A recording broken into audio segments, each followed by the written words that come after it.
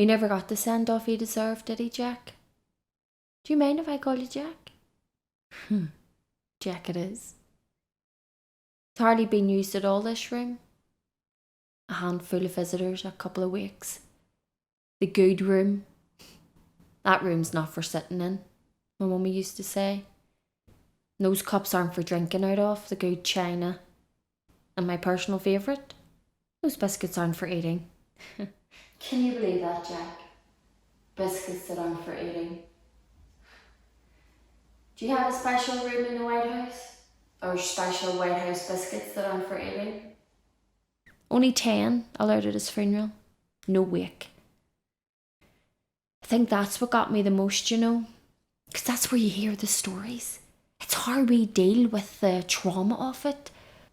Mummy's was a lovely ceremony. We had flowers, musicians, a choir. This room was packed solid for 3 days and nights.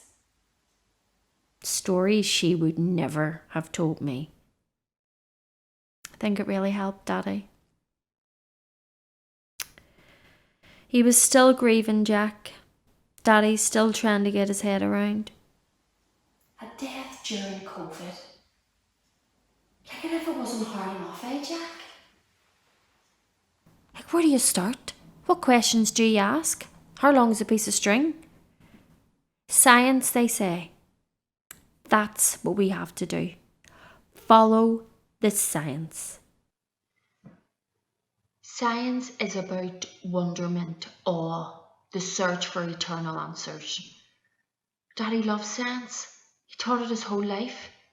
Mummy taught religion. So the both of them worked hand in hand beautifully. Different viewpoints, different realities, but with the same goal. The search for unanswered questions. Well, I went down the same path. Monkey see, monkey do. It was a tough start to the year. Things were getting worse in work. Lives were being taken weekly. Kids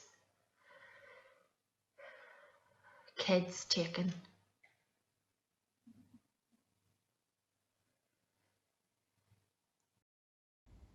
Lots of faiths have wakes or viewings or things like flowers, prayer or chants, songs, all over the world. So there has to be something in it. Otherwise they wouldn't have survived. Muslims don't do wakes. The family view the body after it's been washed and carefully placed in the shroud. No casket either for a lot of them. The body is placed in the ground with the head facing Mecca, becomes one with the soil. No embalming or autopsy or anything that can cause harm. It's about respecting the body. They don't do eulogy either. Anything that can be said about a person should have been said in life. Such a beautiful thing. All done within 24 hours. Jewish funerals are within a day or two. Wooden caskets decompose with the body and become one with the soil. No embalming. The body is to go out of the world the way it came in. No cremations. And prayers at the family home after the burial for a few days. The Egyptians would wrap the body and protect it for the afterlife. Sanctity in life and death. In Hinduism, the body is cremated, burned because it's a temple for the soul which has moved on. I've been worried about his soul, Jack. Daddy's soul. And the souls of the others who may not make it. He died on his own and I don't want his soul to be on his own. I'm trying to work out if his soul goes to heaven or according to the Bible, the scriptures. Some say it's not healthy, but I don't care. It's a conversation between me and God. He had faith. He did. Faith in the meaning behind the stories. I'm trying to find meaning. Meaning in the hope of making it to the last stage of grief. acceptance, but I'm a long way off. Denial, anger, depression, acceptance. It's difficult for me because, you know, I work with kids, I teach. There's just so much unsaid.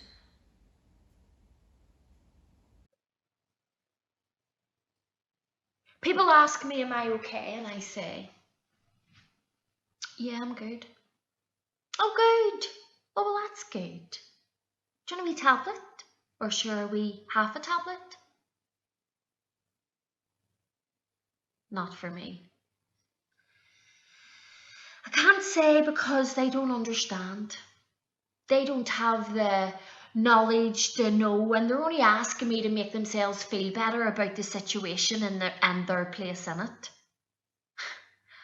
How am I? I am traumatized to my core. I can't function. I can't go out. I just try and make it through the day without driving my car into a wall or jumping off a bridge. Yeah, how are you? Have you seen that Tiger King? I don't bother with medication. Don't think it's the answer. Daddy didn't take anything either when Mummy passed. He said, I have to face it, love. Confront it. Learn how to deal with it. There's no point in taking drugs to hide away from it. Don't numb the pain. Daddy was shielding after it all closed down. I'm not sure I did enough. My mind was on other things. Should have been on the lookout. He was still dealing with losing Mummy. Getting up early and walking to the graveyard, then go and light a candle in church and say a prayer. We started hearing flights being banned. Some says it was about elections, others says it was just hearsay, others said it was a conspiracy. That's what they call things now, Jack, after you and all that happened. That's what they call it when you don't agree with a story. People started to get sick. New words we had to learn, a new language. Shielding, cocooning, peaks, our numbers, herd immunity. So we did what we were told. The churches and the graveyards closed. Not essential. A strange calm. Daddy couldn't see Mummy. And my mind was distracted with other things. You know, I was distracted with events leading up to March. Kids were dying. Kids dying by their own hand. And at first, it seemed that it was going to be talked about, but then the momentum seemed to get washed. So I brought the groceries to his door, and I spoke to him through the window. But I could see his spark had gone. Sam says it would be thousands. What questions do you ask? Where do you start? How long's a piece of string? I love you. I love you too. I'll see you tomorrow. That's the last we spoke. The last I seen him. When you hear those words, he is dead, it doesn't register. Your body just inhales air to go around your blood to keep you going. And then the next minute you're caught up in the protocol of things. Hearts to be registered, the time, the cause, the arrangements. Here, take a wee tablet, sure. Or take a wee half. No. Not for me. He used to be cremated. No wake. All over in a couple of days. Not the way it's meant to be. Not the way we have learned to deal with death when we were no age.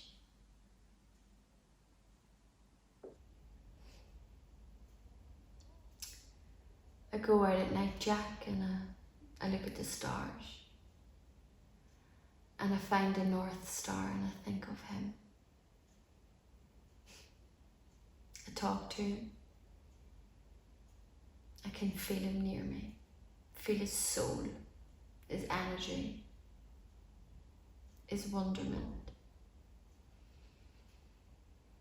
And I tune into it all and I block all the other frequencies and I feel love.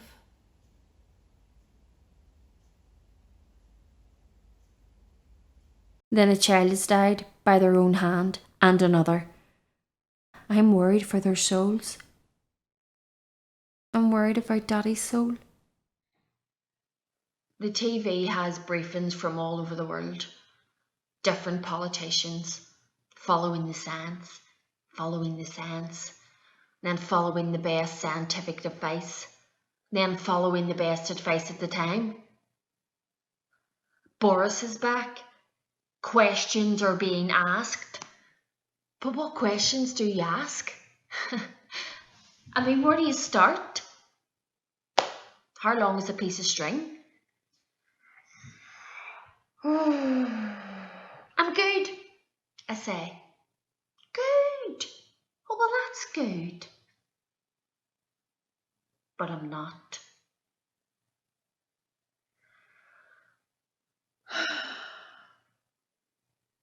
Days and dates merge. I've stopped watching the TV. I listen to the radio. I watch YouTube. And that's where I saw things. You could feel, I don't know, you could just feel the mood changing when you were out and about. I went to the sea to see the waves, to listen to them, just to see if they could do anything for me. And another child has died. And it's really, really rocked me to my core. And I just kept thinking about the different stages of grief and what stage I was at and where the world was at. I just really felt for his family and his wee friends. The people that couldn't get to see his coffin or go into the church.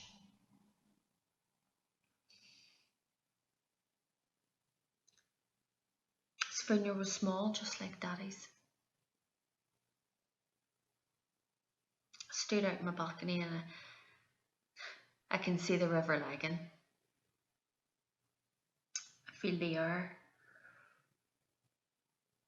And another child by their own hand. And I feel sick to my core because nobody is talking about this.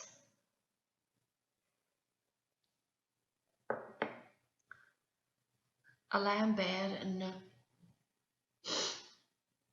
in the mornings, and every time I wake, I see his face in the coffin. I wake up and I see him lying there. And I could still be half asleep, but I see him and my eyes would be closed, but I would feel the tears begin.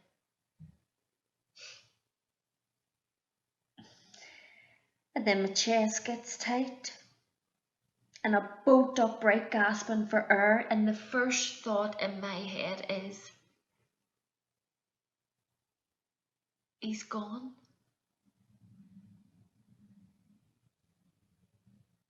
And I'm never going to see him again. And another child has died, and no one is talking about this. And then the whole world erupts. A man is killed. A man is killed by a policeman, and it is filmed. Okay? It is filmed and it goes all around the world. 8:46. That's how long it took. A knee on his neck. And the air leaving his lungs. And he calls out for his mother. He can't breathe. Did you see the video? Did you see the video of the man? Yeah, seen a bit of it. Did you not watch it all? It was awful. Did I not watch it all? Did I not? No, I didn't watch it all. I didn't watch somebody die a slow, painful death. I heard about it. Yeah, I read about it and I heard about it, and I could vision it in my head, but no, I didn't watch it all.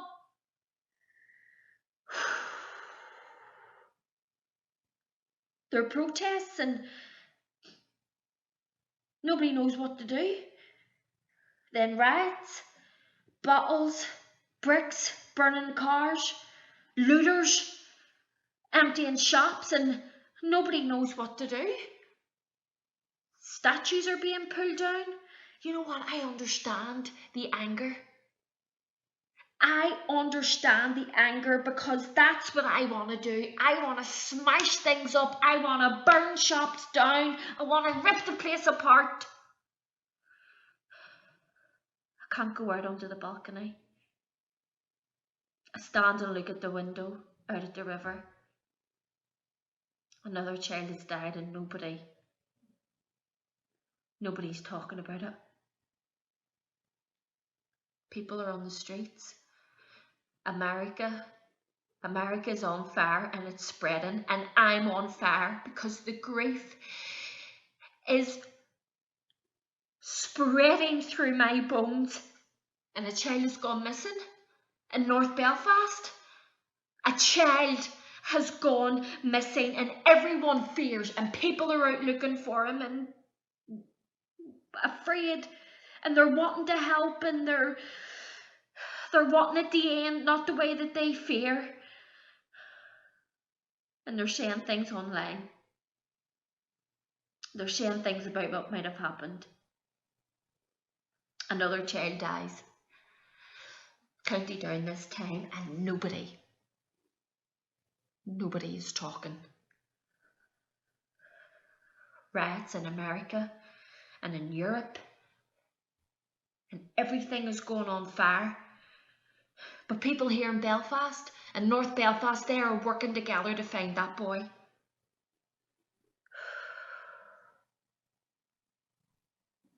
And I've been staring out the window. I can't leave the house. I can't get behind the wheel of a car. I can't go near the water. I can't go out onto the balcony, so I keep it locked. I just want the noise. I need the noise to stop, that the frequency is just going all around. In quietness is my strength, Mummy would have said. But she's not here. And I can't go to the graveyard to see her or Daddy. And I can't go to the church to light a candle because it's not essential. It's been too long now for that boy. People are still looking, but there's talk. And every time I see his picture, my heart. America's getting worse. You have to protest and you have to support the protest, and if you don't, then you're as bad, then you're one of them. And quietness is my strength. But then they say if you're silent, you're to blame. So you can't be silent. And the graveyards are still closed and the churches, and I can't go and see Daddy or Mummy, and I can't even go and light a candle, and I can't. They found a body of a boy. They think it's the boy that went missing. And they're saying things. They found his body, it's him. And I'm just staring out the window at the river. I just want my Mummy.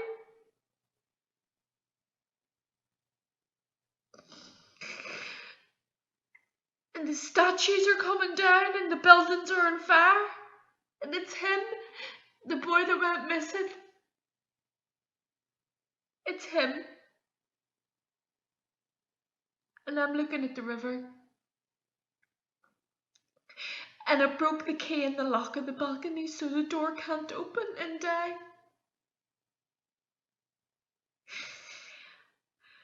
And they're saying things about what might have happened to him, about what might be happening to loads of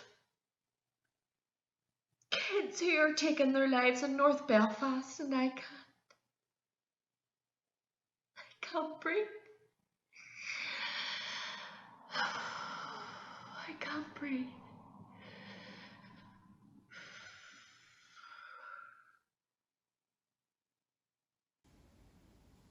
We have it all at our fingertips now, Jack. All the information we could ever possibly want. Too much. The same technology that took NASA to put man on the moon, we have in our hands. It's incredible. But none of us know what to trust anymore. It's all algorithms and AI, non-stop Twitter, Facebook, Instagram, YouTube. The list is non-stop news cycles. Endless non-stop news cycles. But algorithms don't breathe. AI don't breathe. Twitter, YouTube, none of them breathe. From the centre to the end twice. That's what Daddy would have said. That's how long a piece of string is. People don't trust the TV anymore. It's different times from whenever you were in charge. Or was it Man on the Moon? Those images from space beamed around the world that seem to have the big question in life of who we are or where we come from, have everyone holding their breath. Where the best of science and religion have worked together, not going head to head. Trying to find answers. Trying to be the best variations of ourselves to evolve. Everyone on the same frequency. They're trying Mars next. That's the next plan. There hasn't been much done on the moon. Sometimes I think we're already hooked up to computers and they're telling us what to think. The two of us stood down near Central Station for about an hour, just watching them swirl and swoop around, shape-shifting. Daddy knew all about them. He said they all communicate about the best places for food and warmth. They are in groups of 7 talking to each other and flying at the same speed. And although it looks like they're in 3D, it's an optical illusion on our 2D site. It's just a projected image. It's the sound, I think, that he liked the most. Not just of their flight. The murmurations, the combined sound of hundreds and thousands of them together, all looking out for each other. They say sound travels into space. Can you imagine the sound of them up there in space? And maybe it meets some sound of another group up there in the stars, communicating with each other. The murmurations keep predators at bay, because it's safety in numbers, love. It is all for safety. Birds flock, fish school, mammals herd.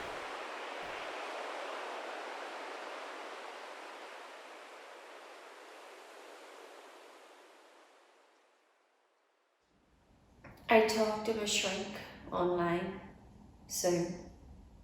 I tell him about Daddy and about these kids and how I feel helpless, useless, and I don't want to do the job anymore.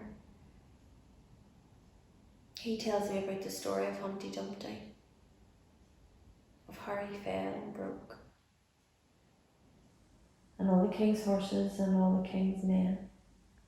Who is the king, he says. He is the most powerful person in the land. And his horses and his men are his resources. The most powerful person with all of the resources in the land can't do anything for Humpty. What are Humpty's options? He can stay broken and not go on. Or Humpty can put himself together. He has to do it on his own, piece himself together bit by bit. And he won't be the same. He will be covered in scars, scarred for everyone to see. But if he wants to go on, that's what he'll have to do. And nobody else can do it but him. That's a choice he has to make. He has to accept the situation, accept responsibility for his part, his actions. He fell from the wall, take on the suffering and the pain, and know things will never be the same. To move forward, that's what he must do. They opened the churches again, but I haven't been able to go in. I need to find the right question to ask. In good faith. To have a conversation, it has to be in good faith, not preloaded.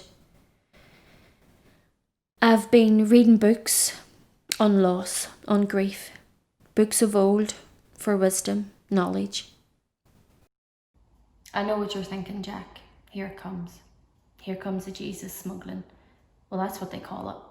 When someone of faith is making some kind of logical point about meaning, about science or life, or you're just waiting for that moment when they smuggle Jesus and the Bible into conversation. That's not the case. I'm just looking at what the different trains of thoughts are. From the centre to the end twice, you know? It's all about the data now. Data science is really what's running the show. Algorithms divide and cause conflict, so they say that they have science to back it up. It's hardly real science, is it? That requires the time and debate and the search for wonder and awe. It used to work hand in hand with religion. The search for the God gene. Science takes time. Books of old that have lasted, from the oldest printed book that they ever found. The Epic of Gilgamesh. A book about becoming conscious. The oldest religious scribes of the pyramid texts that address how we mourn and the afterlife. Age-old questions. Does it matter if they're factually true? Stories have truth and meaning, so why not look at meaning of books about God? If not God, then what? I mean, what else is there? What if the Bible is just stories passed down from generation to generation? Stories that have meaning so that we can search for our own meanings in life? You know, deal with the realities of the real world, not what might happen down the road. Stories that are there to guide us. But there has to be a reason the Bible or Quran have lasted this long. You know, Adam and Eve, Noah, Cain and Abel. Adam and Eve, I mean, what really happens? They eat the apple, they realise that they're naked, they feel vulnerable and shame because of their nakedness, you know, and they realise how painful and debilitating it can be. The birth of consciousness. The tree of good and evil knowledge is a story about conscious choice. People are looking for a connection, a spiritual connection, a way to connect the dots.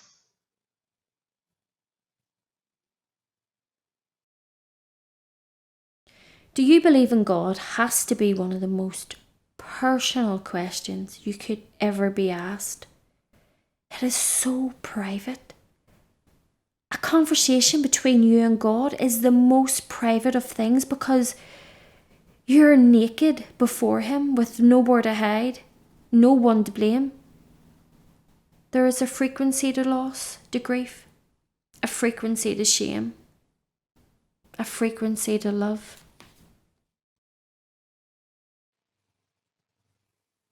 It was the isolation that killed Daddy. It's what we do to people who commit a crime. We isolate them from society. He went downhill. No exercise, no healthy food, no talking to mummy or going to church to talk to God. Loneliness kills people, and that's the truth. People are lonely. They can't bear it. Isolated. That's what people die of. You can give it any name you like. But that's how people die. Hundreds by their own hand. Lost. Alone. Isolated.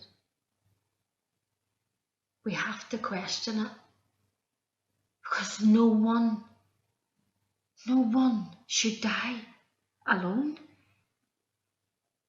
Like, there's no point in blaming social media, because we are social media. We are the mob. We are responsible. We're jumping on others. People in glass houses. When the TV presenter took her life, I thought, right, this is it. This is going to be the turning point. But it hasn't. The rules on funerals and things changed July 1st, but that was his birthday, so my mind was in a different place. I drove to the coast, looked at the sea. Then it was night. I looked at the waves. Before I knew it, I was out of the car walking to the water. I took my shoes off. I walked in. They say when you're dying, your life flashes before your eyes. I wanted to see him, to see his face. So I went in. The water got up to my neck. I went on my tiptoes. I just wanted to see his face again, Jack. Just wanted the memories to flash before my eyes. I was on my tiptoes and I put my arms out to my sides to steady myself before I went under. I looked up at the northern star. It seemed to be strobing, dancing almost. Arms out on my tiptoes, suffering. That's what came into my head. Maybe life is suffering. I backed to the shore. These children deserve more.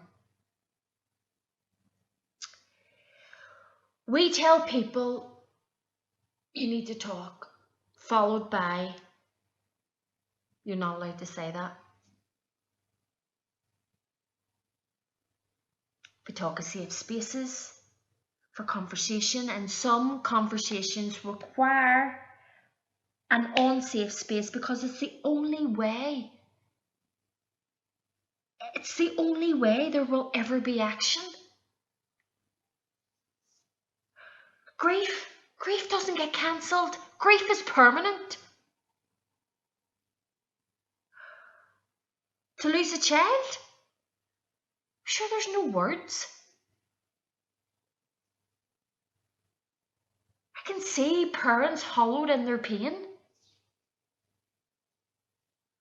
It's the energy that the loved ones, it's the energy of the loved ones that they miss. And maybe that is the afterlife.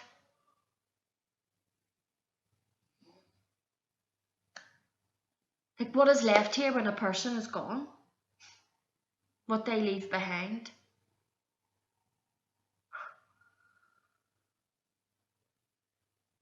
Since when did we shut everything down?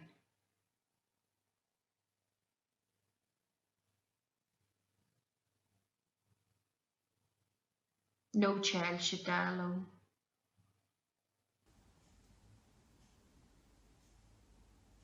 I'm ready to talk to him, Jack. To go into church. I'm ready to go into church. I know what I'm asking him. A piece of string is from the centre to the end twice. Where to start? No child should ever die. That's where we start.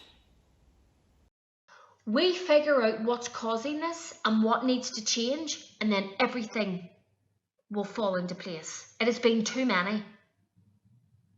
Human life needs to be protected. We should have been doing this before COVID.